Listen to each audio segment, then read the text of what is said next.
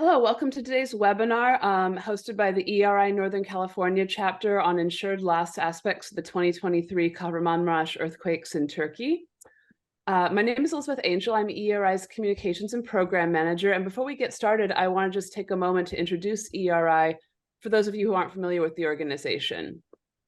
We're the leading nonprofit membership organization that works to bring together professionals across a wide range of disciplines who are working to advance earthquake resilience both in the U.S. and around the globe.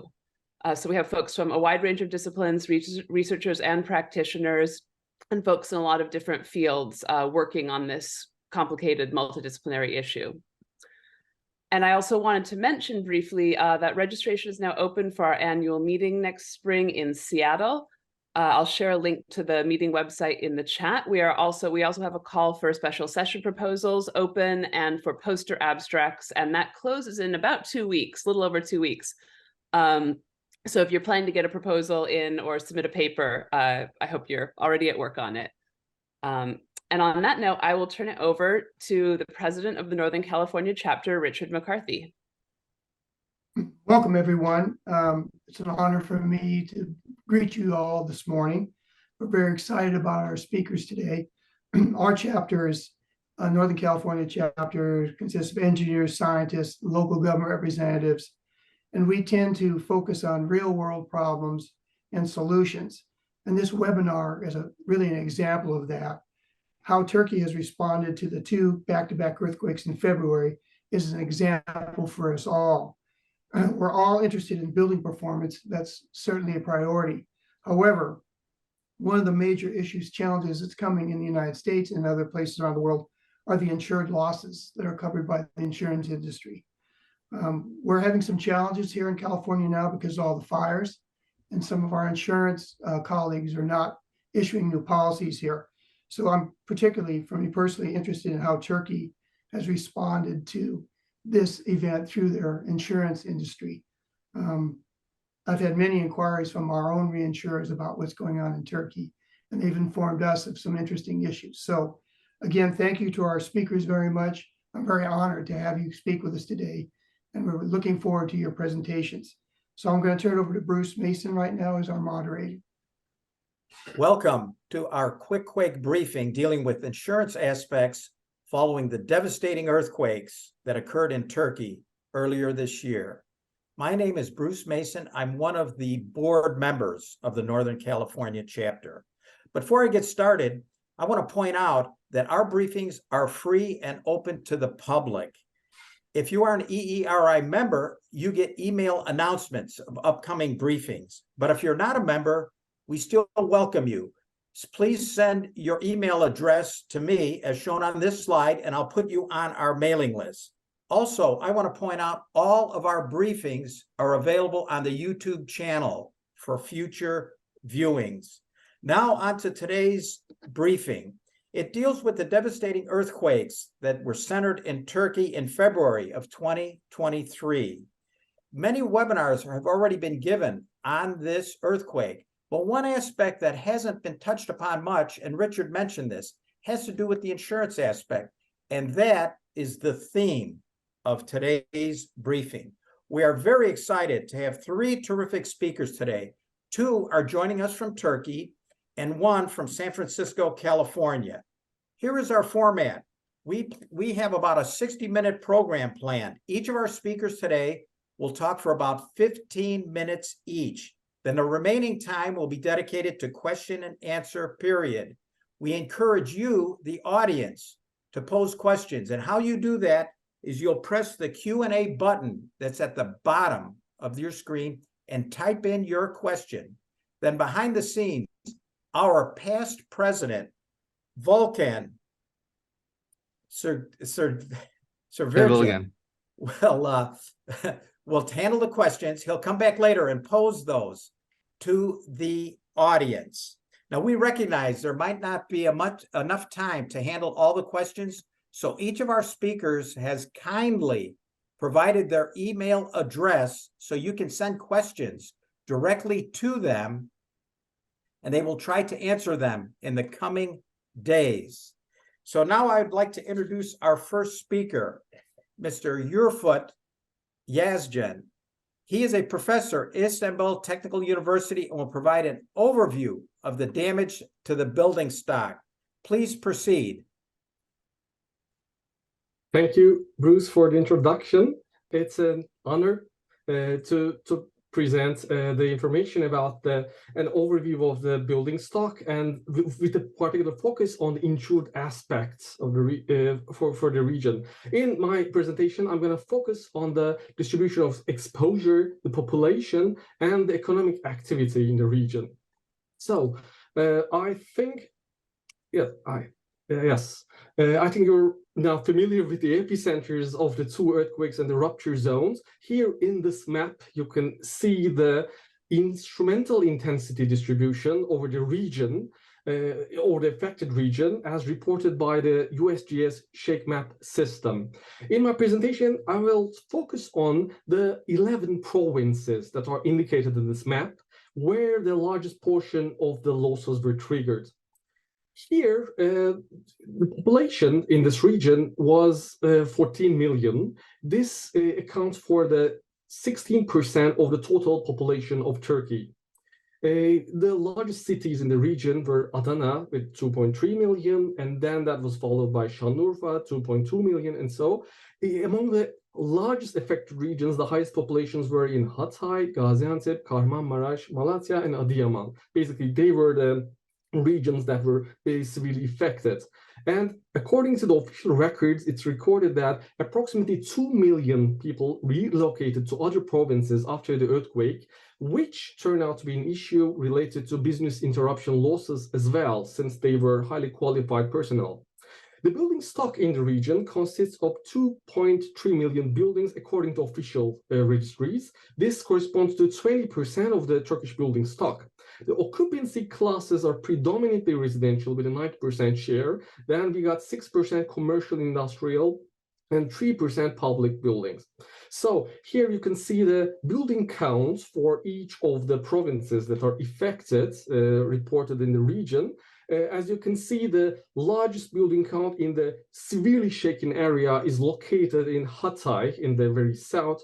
And then we have, again, quite a high building count in Gaziantep, Kahramanmaraş, and Malatya and Adıyaman as well in the severely affected regions. And then for some of the other provinces, they were located a little bit distantly from the severely shaken region, but then they again had considerable building counts. Here in this slide, you can see the distribution of the construction ages, years of construction of the buildings, because in terms of the vulnerability characteristics of buildings, the construction year is quite important. The timeline of Turkish Seismic Building Code evaluation has a couple of milestones, but the most major one is the revision of the code in 1999, which mandated higher ductility higher ductility targets and capacity design principles, and better material quality, including the use of deformed rebars and etc. When we look at the share of the buildings that are constructed after 2001, we observed that approximately 49% of the buildings in the 11 provinces in the affected area were constructed. Actually, this indicates that the construction year was a little bit younger than the rest of the Turkey, which had a share of 47%.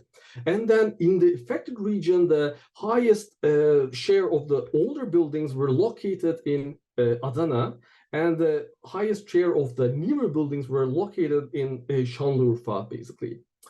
Then in this slide, we can have an idea about the economic activity in the region.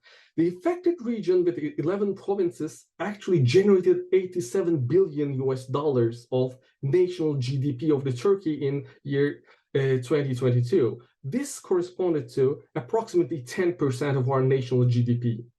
The largest share of GDP production in the region were located in Adana, Gaziantep, and Hatay. These three provinces essentially generated more than half of the GDP produced by the entire 11 provinces affected.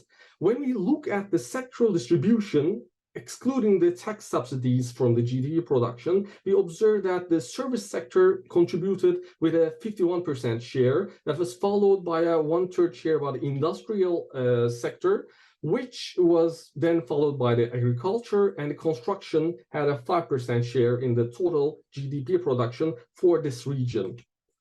When we take a look at the subsectors, we observed that agriculture was the leading subsector with a 15% share among all the subsectors in the 11 provinces. That was followed by the public administrative, education, health, and social work facilities. This was followed by the manufacturing industry, which also included some textile industry facilities. That was followed by the heavy industries, the iron industry, and so construction and other service-related industries were operating in the region. When we look at the structural system distribution, we have in our databases the statistical information for classification of the structural stock into 5 main categories. Within these categories, the reinforced concrete share is the largest one with 87%. And one of the key drivers of the losses, both the commercial and residential losses in the region, were the RC frames with ribbed slabs. Typically, these buildings had some commercial units at the ground stories and residential units at the upper stories. And as it's known with the ribbed slab construction, when it's done in a very low ductility manner, it results in soft-story collapses, and this was exhibited very frequently in the region, as we have observed in the earlier EERI earthquake. So I'm not going to go into details of this since it was covered, but I'll move on by noting that actually this kind of flexible system that didn't have a good service performance was also utilized in some of the commercial buildings in the region as well. Another share was the RC shear wall buildings, which had the residential and commercial occupancy uses, and these were mostly constructed after year 2000. And some of them had the RC framing system, some of them had, again, ribbed slabs. And they, of course, due to the fact that in several regions the design accelerations were exceeded, they did suffer some moderate damage, but their performance was quite still good in many ways. But then there were also some catastrophic losses triggered by the failure of these buildings as well, which are being investigated, of course. Then, among their RC residential building stock, the least portion of the losses were generated by the tunnel form buildings. They performed quite well. Here you can see such a building stock, RC tunnel building stock in Antakya Hatay region. And these buildings, as you know, have very high amounts of RC walls, which provides very significant stiffness and strength for them. Of course, again, there were some losses that were triggered in the residential sector due to the demands imposed on these buildings, but most of them were attributed to the poor reinforced concrete detailing as well as the poor material quality. Then, with a 4% share of the structural system distribution with the precast buildings. These buildings mostly housed the industrial facilities in the region, which covered several facilities related to textile industry, other agriculture and food-related industries, and etc. The failures of the infill walls in these facilities triggered several machinery, stock losses, structural losses, as well as, of course, significant business interruption losses as well.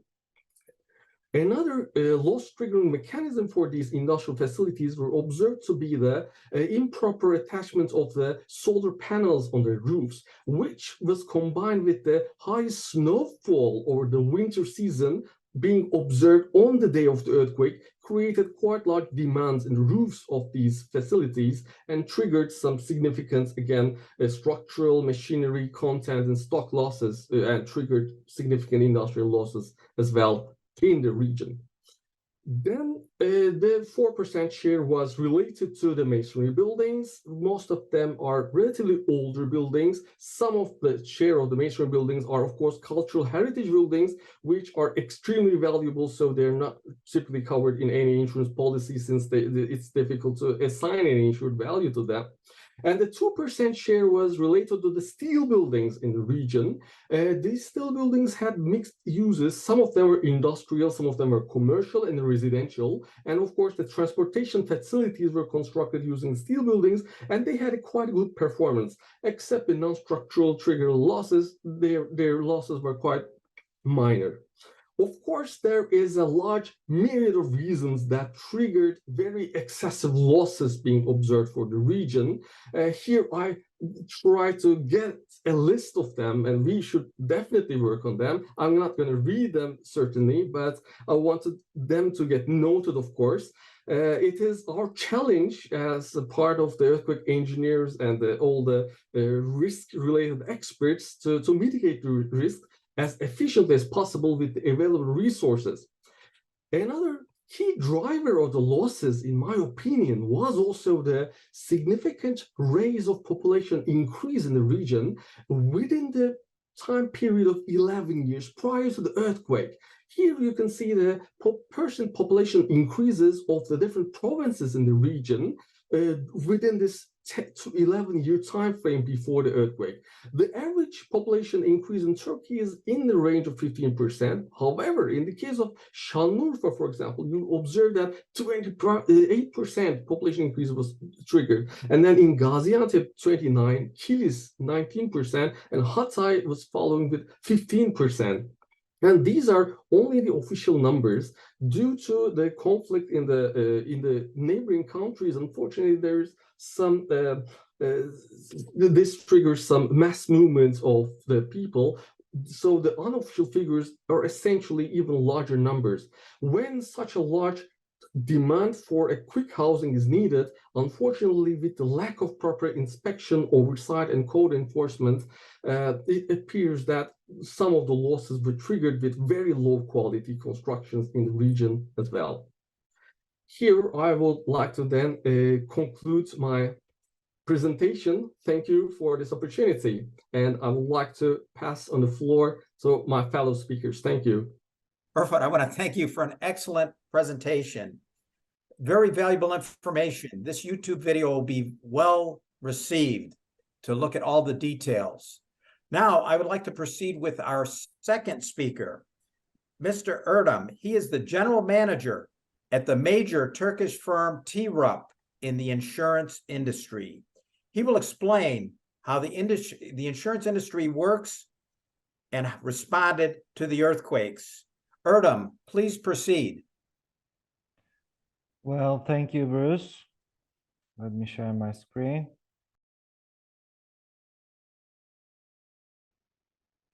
Yes.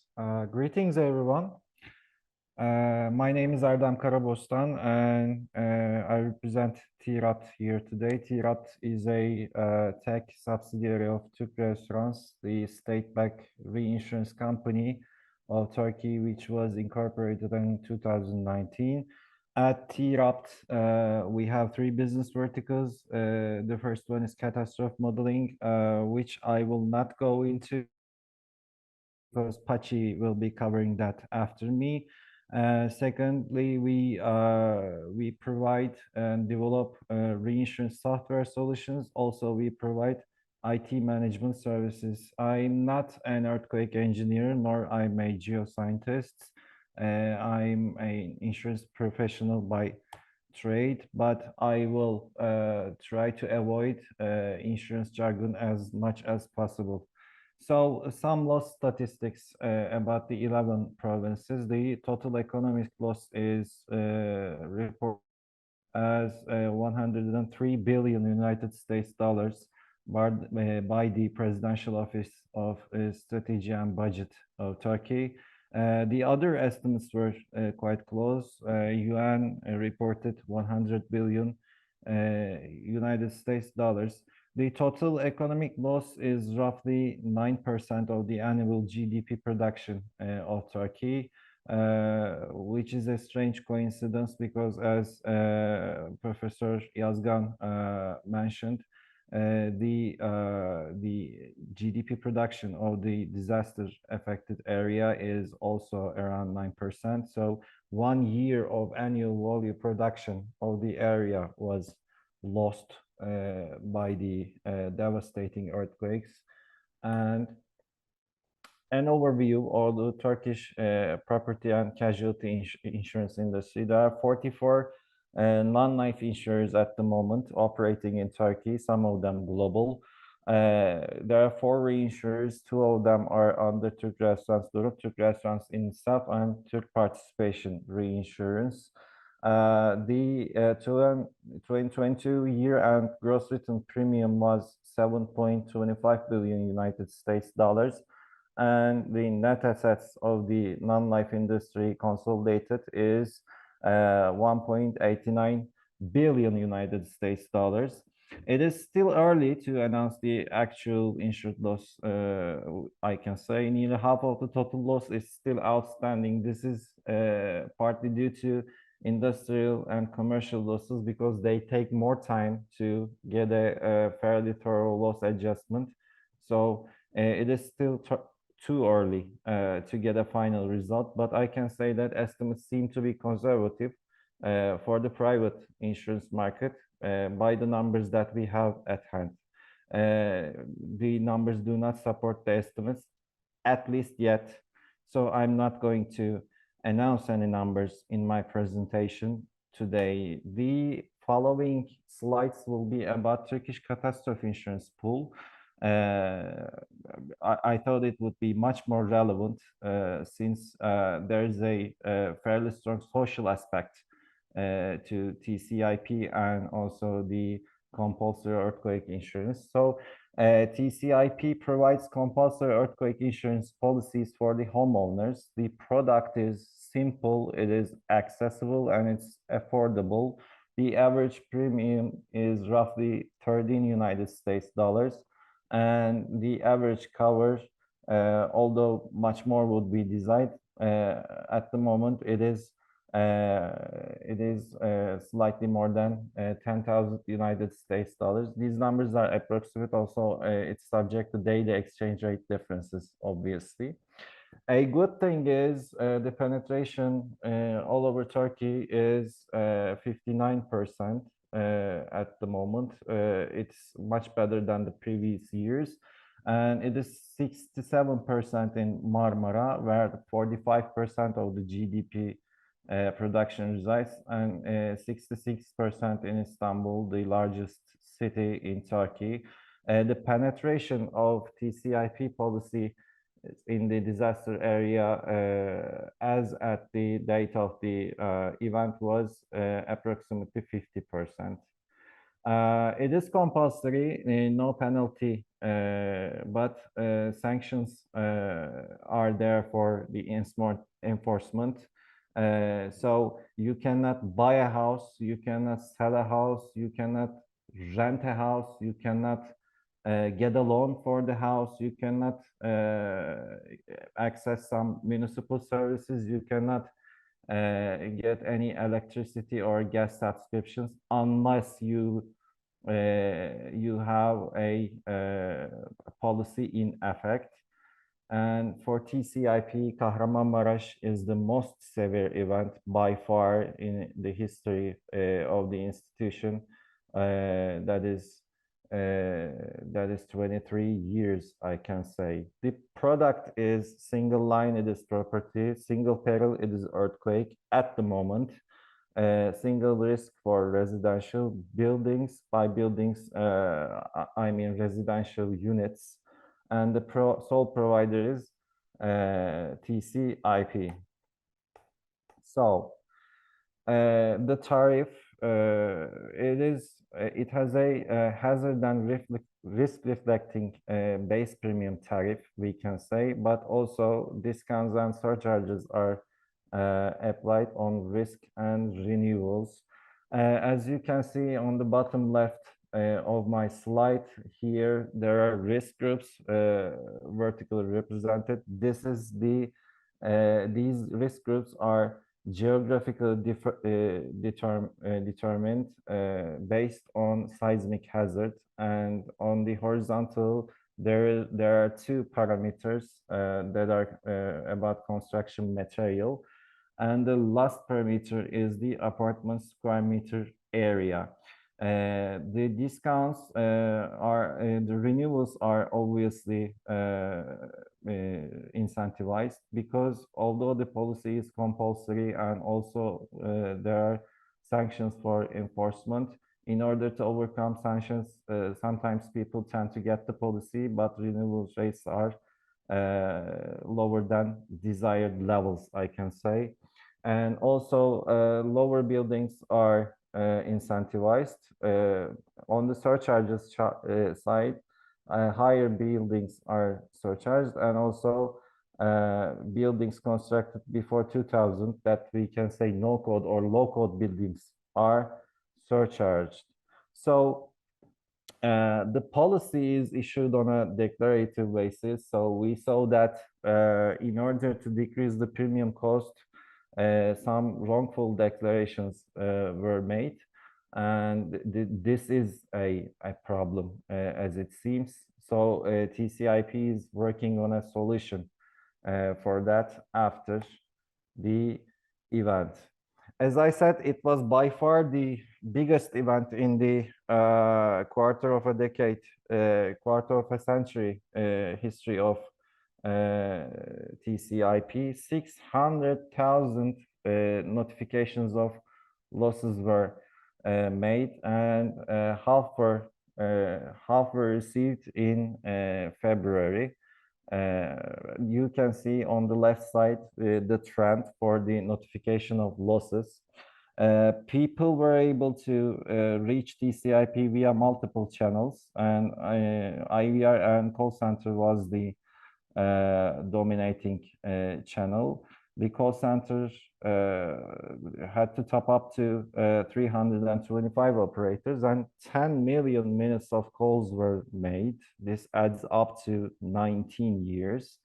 And also another problem as observed after the event was the contact info problem. Many contact information, most of the a huge portion of the contact info was wrong, and this is a problem for operational effectiveness. So claims processing, TCIP has a good disaster risk management system, we can say, fairly good.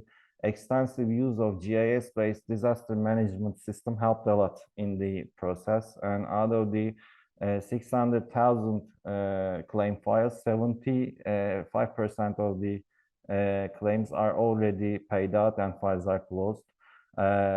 Total losses were processed quicker due to the binary nature of the claim. It is collapsed or not, so they were processed in the early days of the earthquake.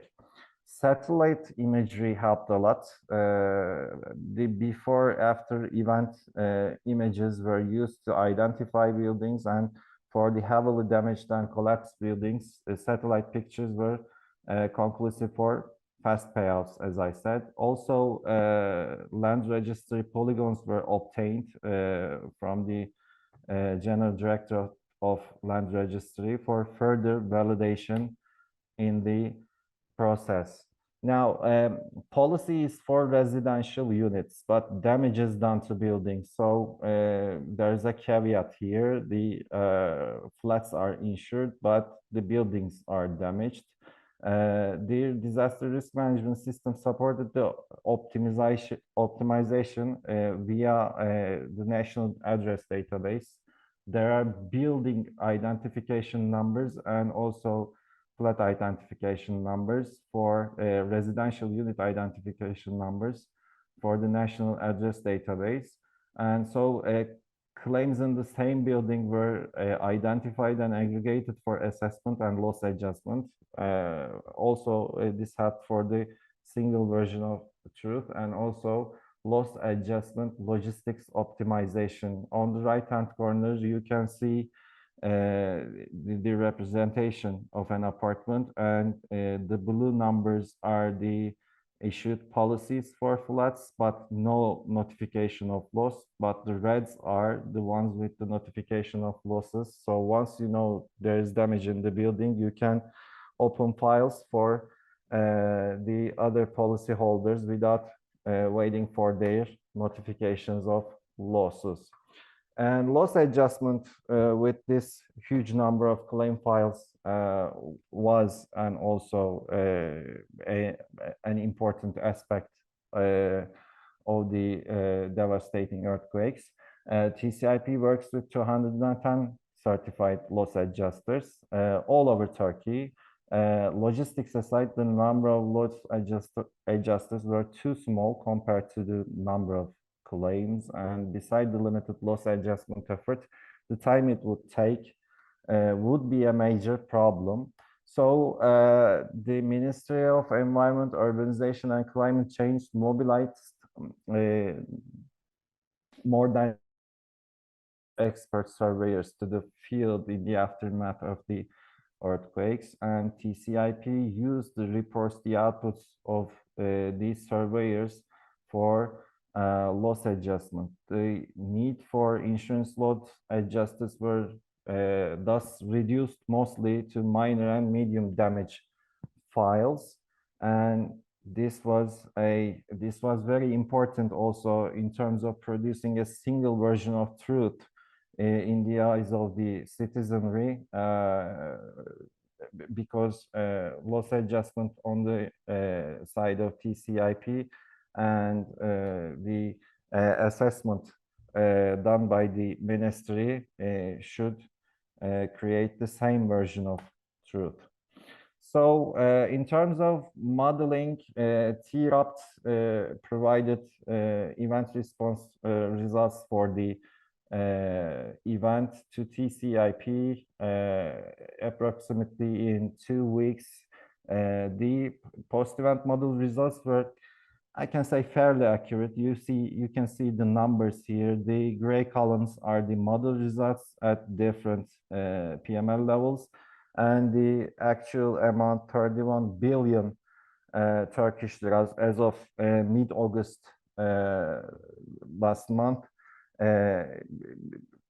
is fairly acceptable with respect to the model results. The numbers were utilized for stakeholder communications, reinsurers and other stakeholders, and also they were instrumental in operational planning for TCIP, we can say. I have very broad 3 key takeaways. Risk prevention before risk management. Obviously, design, code control and code enforcement is paramount. There's not a lot that insurers can do after these events in terms of risk management. Secondly, protection gap is real. Bodies like TCIP play an important role in catastrophes, as I just showed with the numbers and the operations.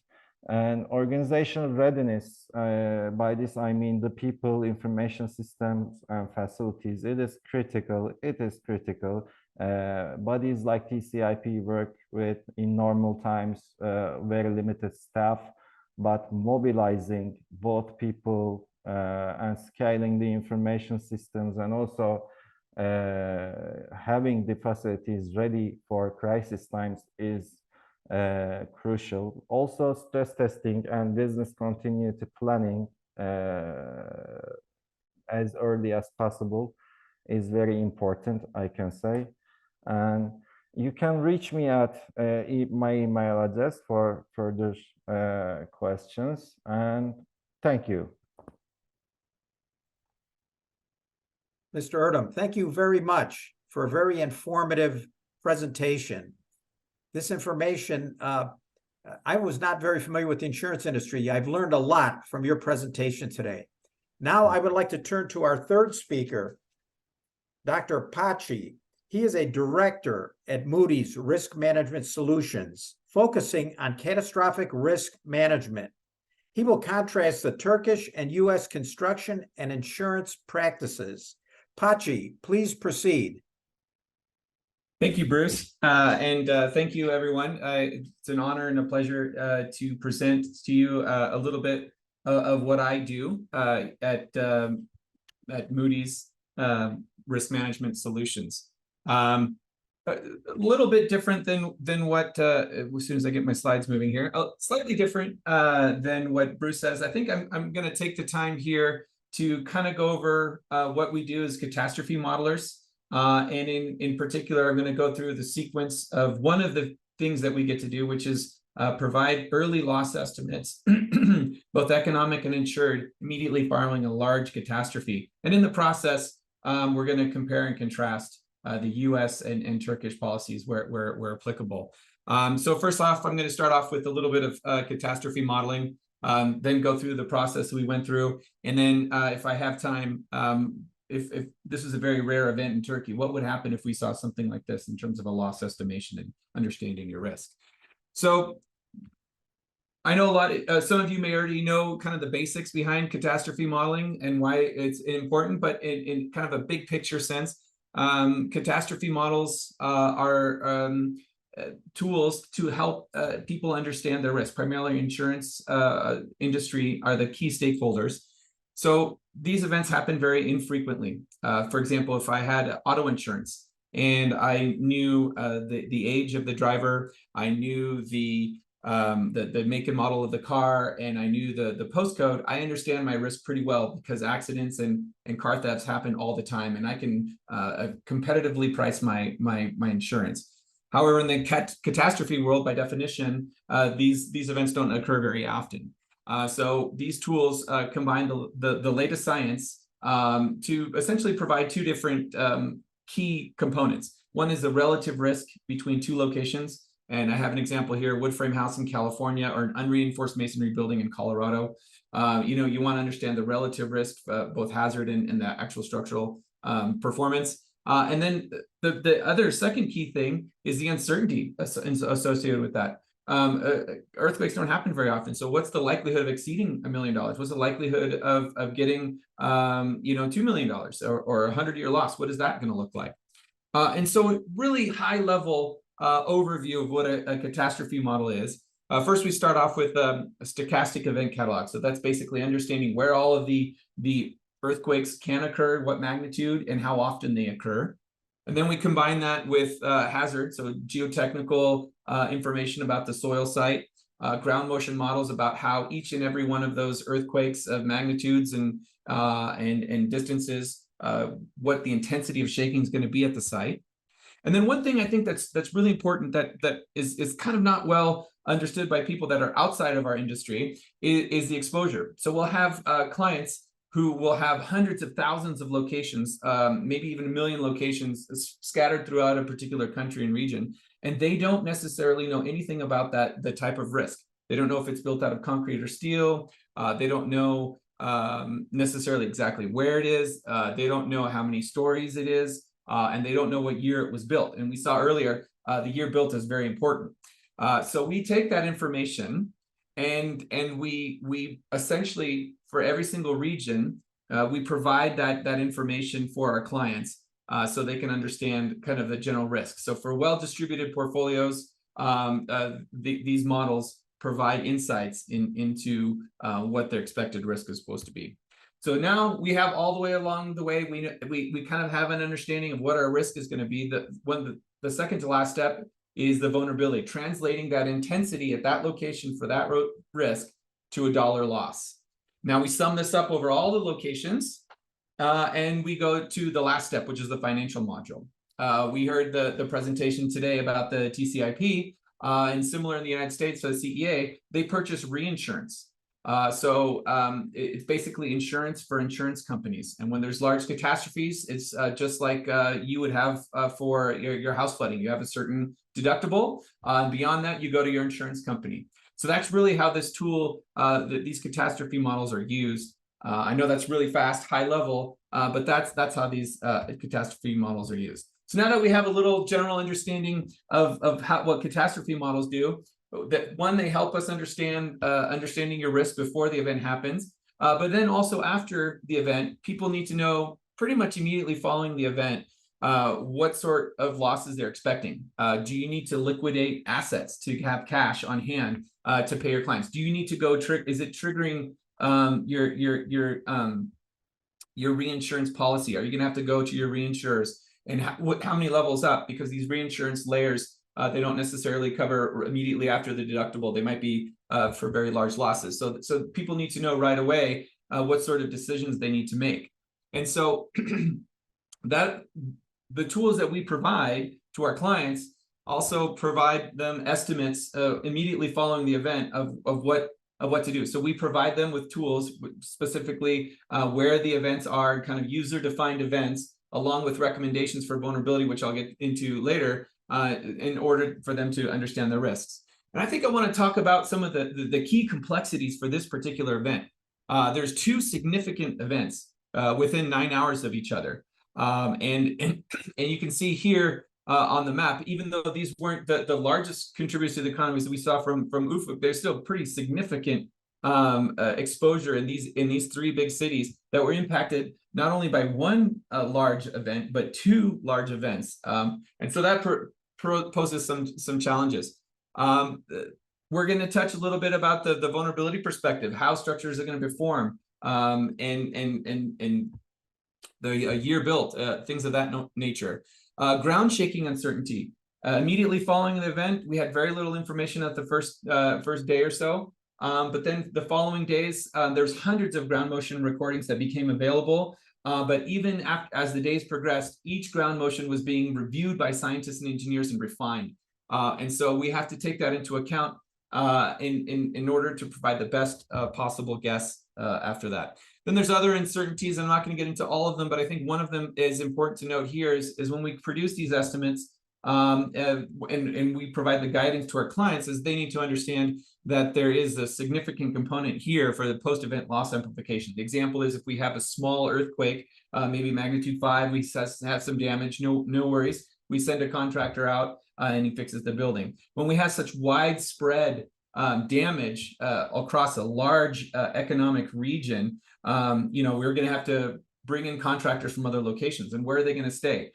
So if there's no place for these people to stay, it takes a lot longer. So there's along with not having the resources, there's a demand surge. There's also this extension of the amount of time it'll take to rebuild, with it always increases the costs. That being said, within 3 days, we had a rough estimate of what the losses would be, and then a pretty realistic loss in just about 7 days. And we came up with published estimates, and we'll see later that are so far in alignment with the estimates that we saw today from Mr. Erdem. So what's really important here is to compare and contrast the seismic design. We saw this from Ufuk earlier today, so I won't go into too much detail, but basically the seismic design in Turkey had provisions very similar to the United States starting from about 1970s. Even though the ductile detailing requirements were in the code, they weren't necessarily enforced, because there was this caveat, like we have here in the U.S., where you can increase your seismic design. You don't have to do the seismic detailing. And in the U.S., the key differentiation there is it's not allowed in high seismic regions or for specific types of occupancies. So there's limitations, where it was more or less allowed up until the 90s. But you can see on the figure on the right, the Turkish codes and the U.S. codes are actually very similar to each other. But the key differentiation there is, well, how is the building codes enforced? In the United States, we have a pretty good understanding, as most of you know, if you've ever tried to build an extension on your house and somebody sees any sort of work, if you're even building your deck, the county will come out and write you a ticket. So the enforcement practices in the U.S. and Turkey are very different. There's lack of enforcement prior to 1999, which is kind of well understood. However, post 1999, it's still kind of a mystery into how well the enforcement was. If you looked on the large screen of all of the reasons why we saw the collapses from Ufuk's presentation, one of them was enforcement. And I think it's a critical one because enforcement will touch not only the design of the building, but also the quality of materials and actually adhering to the plans itself, if there was any. And another kind of uncertainty when we're developing a loss estimate is, in particular to earthquake, is a zoning amnesty, and this is something that's still we're learning more about. But just a little bit of background about the zoning policy is in 1948 was the first time they had a zoning amnesty. is folks were moving post-war towards the urban centers. And they were developing houses, building houses outside the town outskirts very quickly. And it was decided it was such a problem that so many unpermitted houses were there, they allowed these structures to be built. Over time, there's been lots of zoning amnesties, and they start falling in alignment with election cycles, where there's evidence to suggest that contractors who are building multifamily homes may be building these homes knowing that they're going to fall under this amnesty policy. So we don't know in terms of economic exposure what sort of percentages of these homes are falling under the zoning amnesty. As you can imagine, if you're not required to follow any sort of laws or enforcement, the quality of construction from some of these houses might not be the best. So it's a problem. Now, getting back to the loss estimation, since I don't have a lot of time, I want to go real quickly over some of the damage observations. This has been brought up in the previous slides, but the Turkish government sent out 7,000 structural engineers, and they surveyed 2 million buildings in 10 days. This is quite impressive. And so they would publish statistics like complete damage, moderate damage, needs to be torn down, these sorts of things. So we contact some of our colleagues have close friends at the ITU, and we got a little bit more information about what that is. And we were surprised to know that their post-inspection processes and how they designate damage, moderate damage is very similar to how we do it in the U.S. And in fact, they have tools, app-based tools. You can see a screenshot here on the top, which are very similar to what the tools we would provide to someone doing an ATC-20 post-disaster inspection. So that gave us the confidence to kind of understand what those damage statistics that are being published, and they're coming out every day, and they start to level off in terms of the percentage damage versus the percentage light damage. Those sorts of statistics are starting to converge to a number within a few days. So now we have the confidence to develop a loss estimate. And then that's going to help us understand the economic losses. And then, as we know, the Turkish Compulsory Insurance program that Erdem talked about earlier publishes, the penetration rates, and he went over how many people have that. And I think it's important to note here, to contrast, we saw estimates today of penetration of 50–60%. In Turkey for residential policies, which is quite high. As a contrast, only 10% of California residential homes have earthquake policies. Most of those are carried through the CEA, but there are lots of private carriers as well. The number is somewhere around 70–30 or 80–20 in terms of a split, and it changes often. Similarly, for commercial risks, earthquake coverage for small commercial risks, it's probably pretty expensive, so it's frequently declined. But the really large risks in the United States, large commercial buildings and industrial facilities, typically have what are called all risk policies. So they'll cover all different types of risks, including maybe hurricane or you name it. And so that's some sort of insurance is usually taken up from these large commercial buildings. Maybe not 100% coverage, but some sort of coverage is usually done. So once we have combined all of these different components, we put them into our model. We have a user-defined model that closely matches. Basically, we input ground motion shaking as a user-supplied event, so we can tell our clients how to model this in our model. They can put their portfolio in there. Now that we have all the damage statistics about all of the that are coming, we have our own internal understanding of the exposure and exposure distribution in the area. And you can see on the top and the bottom, we're comparing basically if we estimate the damage ratio from the published damage statistics with the damage ratio that we predict from our model. You can see this is a very complicated problem for all the reasons that I just described, but we're hitting similar numbers. We're converging. Now, which one is right, the top or the bottom? I would argue that they're both wrong, but the fact that they're both in alignment says it gives us confidence that our model is giving us a good understanding of the losses within a few days after the event. Now, not only is the spatial distribution of damage important, the contribution to total loss is also important for the specific region. So we might have a very high damage ratio in a particular region, but if it doesn't have a lot of exposure, perhaps it's not as critical. So we also check to make sure that we're hitting the mark, at least consistent with the observations that are being published from the ministry in Turkey. And we can see here that the contribution to total loss based on our internal understanding of exposure and vulnerability is hitting the mark with what's being published at the time. That being said, these are some numbers that we published back maybe 2 or 3 weeks after the event. And as we saw today, these numbers, the $5 billion is very close to the estimates that we're seeing from earlier today. And so we're hitting the mark there. So that kind of, I know that's very fast and a very high level, but that's kind of the steps and processes that we do as catastrophe modelers to understand the economic and insured losses. So this is a fairly rare event, right? And this is just kind of a very quickly I want to go through to have 2 earthquakes followed right next to each other. You know, how often does this happen? Does it happen? Yeah. This happened in Italy, 2016. This happened in Indonesia, New Zealand, the Canterbury earthquake sequence, Taiwan, Japan, New Madrid, 1812, and Chile, 1960. We've seen this type of rare phenomena. So let's, and I just want to take a couple seconds here to go through a counterfactual event is what we like to call it, which is a repeat of the 1906 earthquake, a magnitude 7.9.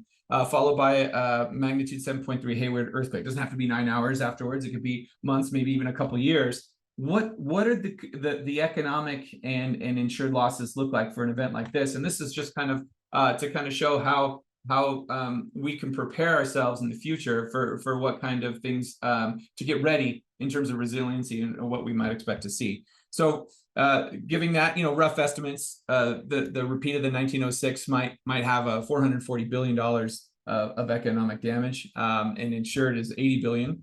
Similarly, the similar range of losses, economic of 390 billion with 60 billion insured for the Hayward fault, with a combined economic loss of nearly $1 trillion in the United States for a similar event if it were to happen here in the United States. And the insured losses, a much smaller fraction than what we might see in Turkey, but still $140 billion of losses to the insurance industry. And so with that, it is likely that occur here. So we can't forget that in our own backyard, we have these sort of risks as well. And I just want to thank everyone for their time. Patxi, thank you again for an excellent presentation. I would like to say that we've had an excellent turnout for our presentations today. Over 100 people are viewing this webinar. This concludes my portion of today's meeting. I'm going to turn control over to our past president, Volkan Cvijic, and he will lead us in the question and answer period. Volkan, please proceed. Thank you, Bruce. Thank you, all the presenters. I really enjoyed all the information and you guys did a fantastic job. My first question to Patxi, could you explain to us what are the differences between economic losses and insured losses? Yeah, that's a fantastic question. So economic losses, pretty straightforward. It's the what we model is typical loss to a specific structure, and in particular, how much it's going to cost to repair that structure. Insured losses depends on who's getting the insurance, as I discussed earlier. If you're a homeowner, you have a certain deductible. In California, for example, you might have 5, 10, 15% deductible of the cost of your house. But for an insurance company like TCIP, their insured losses they have a large deductible, which they have to pay out. And then the insured losses would be for one of the reinsurance carriers. So it really depends on who's looking in terms of the insurance losses. Yeah, hopefully that provides an explanation there. So my understanding from all three presentations, the economic losses are in other words, replacement value of the entire loss, building damages or content damages and loss of use damages are about $100 billion. But the insured losses are at about $5 billion estimated here in your presentation. So what I'm trying to understand is, with the 50% of residential buildings are insured, what is the reason of that such low insured values? Maybe I should ask that to Erdem. What is the when $100 billion calculated as economic losses, what is the one unit replacement value or reconstruction value used in those estimations? And you mentioned TCIP covers about $10,000. What is the difference between TCIP cover and true replacement cost of that apartment unit? Actually, I don't have the exact numbers with me, but I know that TCIP is using the replacement value in determining its claims payment processes, but it's about the amount of cover that is provided by TCIP. The core of your question is about that.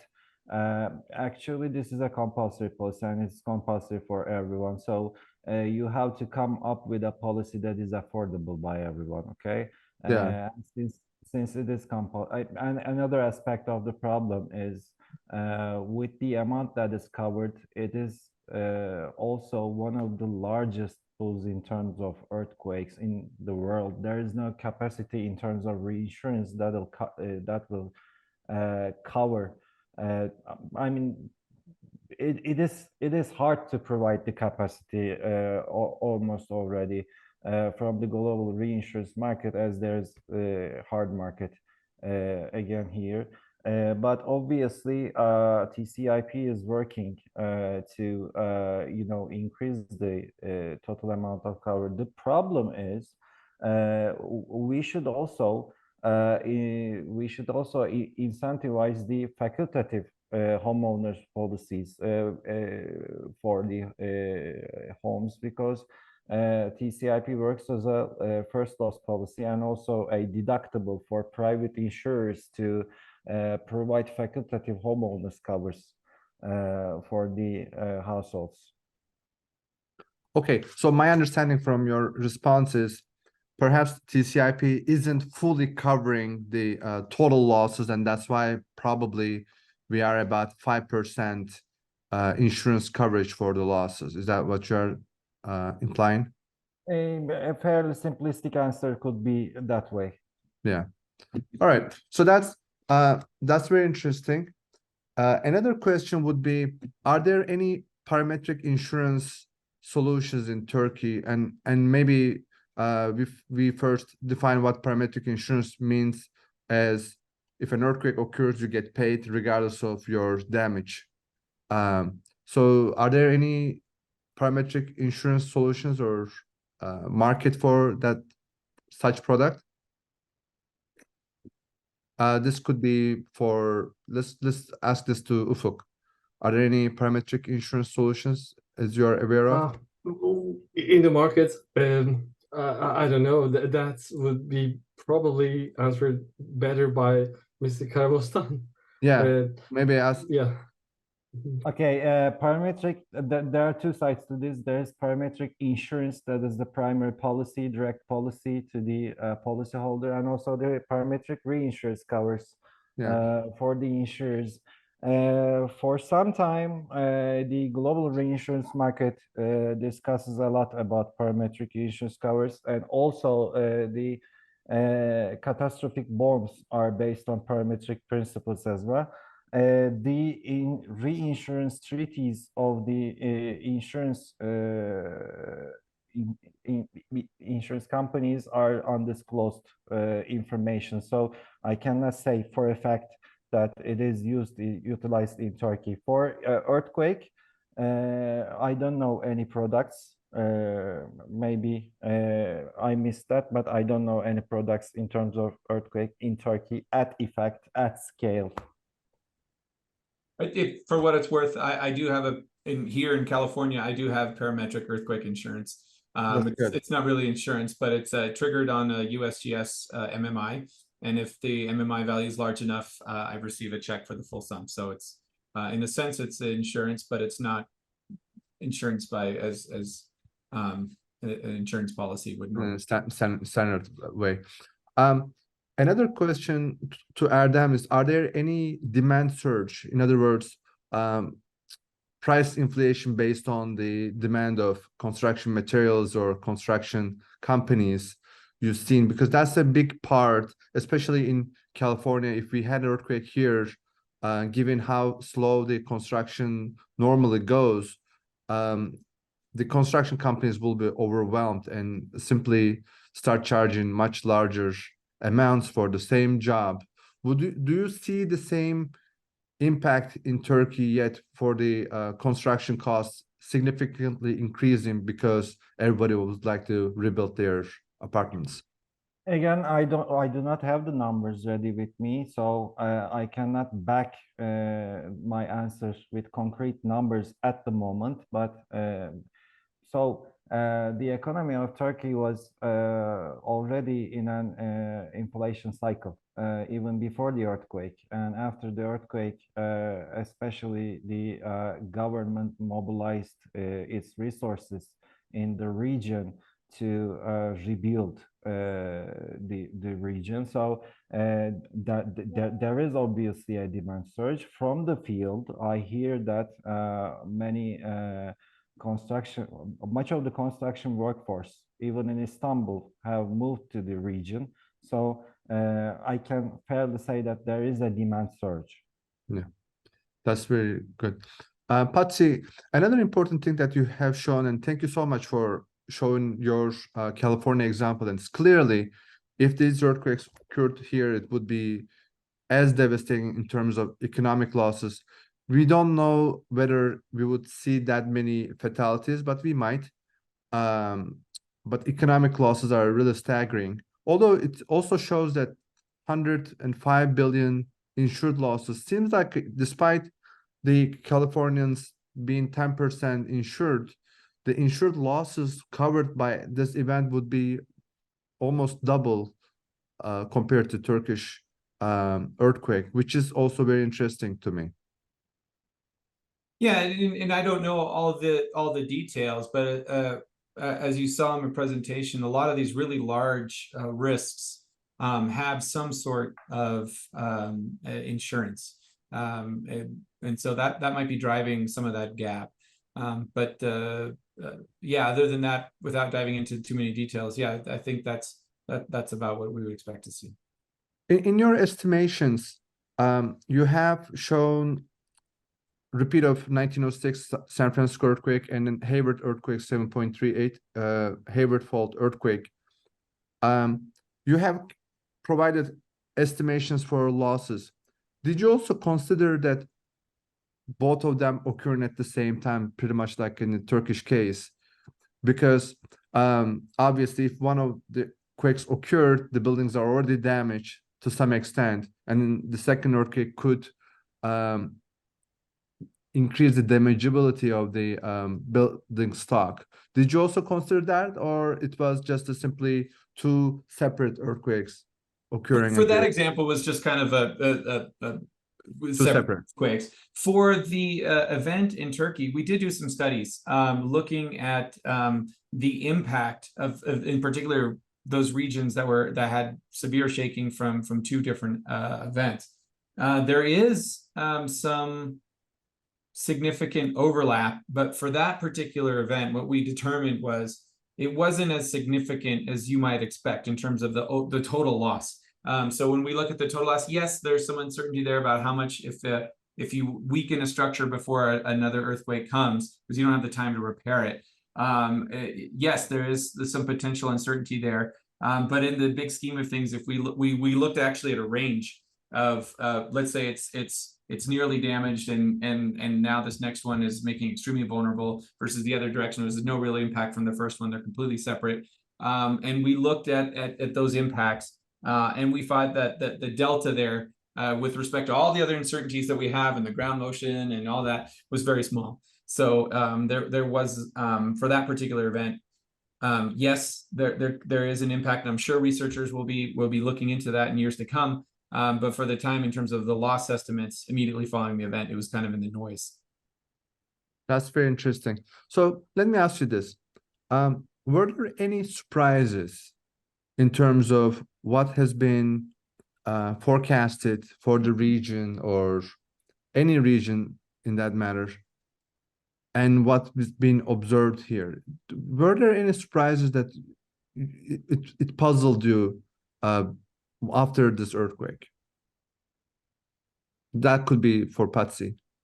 Yeah, I mean, I think in terms of surprises, we're in the middle of updating our model now, and there were some the frequency or the scarcity of these kind of events in the past. This is a very rare event. Magnitude 7.8 and strike slip fault is just rare to begin with. So that was a surprise to a certain extent. A little bit of a surprise, not great, was the post 1999 enforcement. I think what we found was our vulnerability functions held up really well in terms of the pre 1999, and then you know, as our model gives credit, once new codes are coming up in enforcement, a little bit of surprise on the enforcement in that region, but it's again, when the numbers really come out and we start digging into all the details, maybe we'll have a little bit more. But at the time, it was a little bit of a surprise. But other than those two aspects, I can't say there was any huge surprises. Maybe others might have some other. Yeah, I'll ask the same question to Erdem. Were there any surprises in your judgment and what you were expecting, how this earthquake would play out, and what was the total outcome? Well, we had a different approach, slightly different approach, I can say. We didn't have any expectations about this earthquake, I mean in a positive way.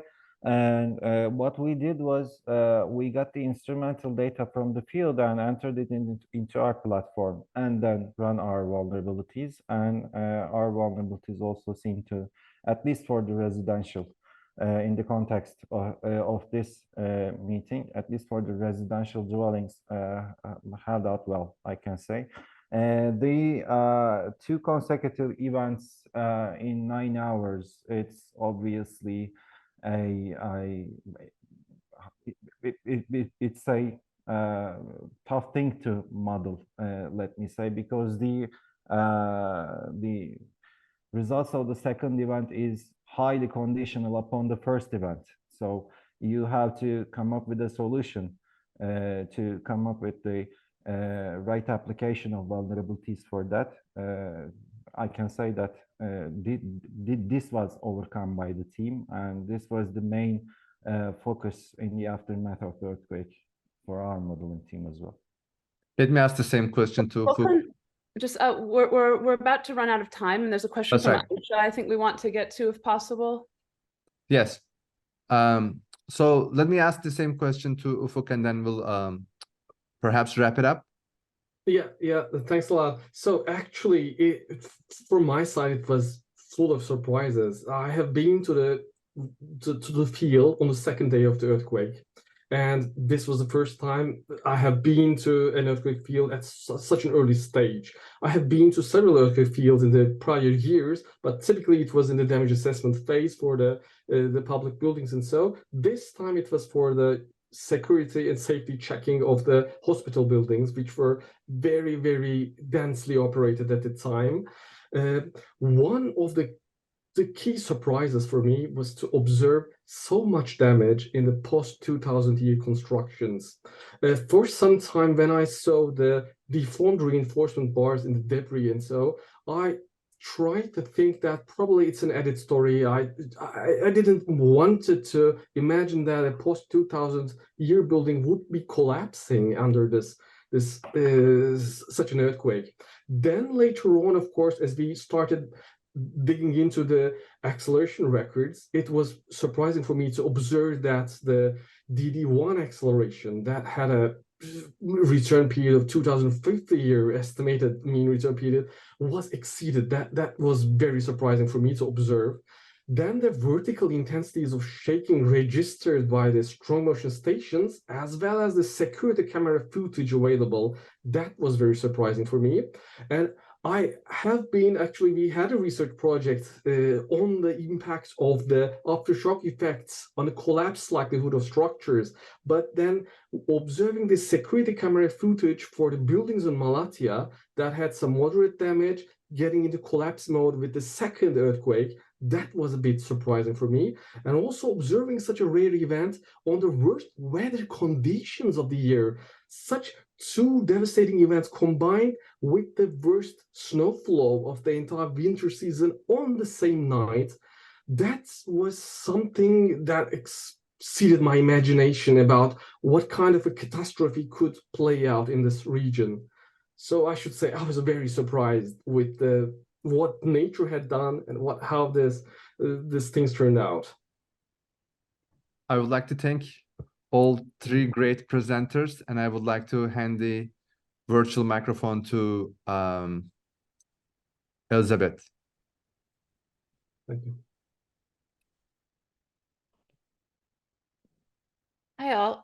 Just a quick note at the end. When the webinar ends, a survey is going to pop up in your screen. You'll also receive that via email tomorrow. So please take a second to fill that out if you can. It really helps us to get feedback from our audience on these webinars and produce more that will meet your interest in the future.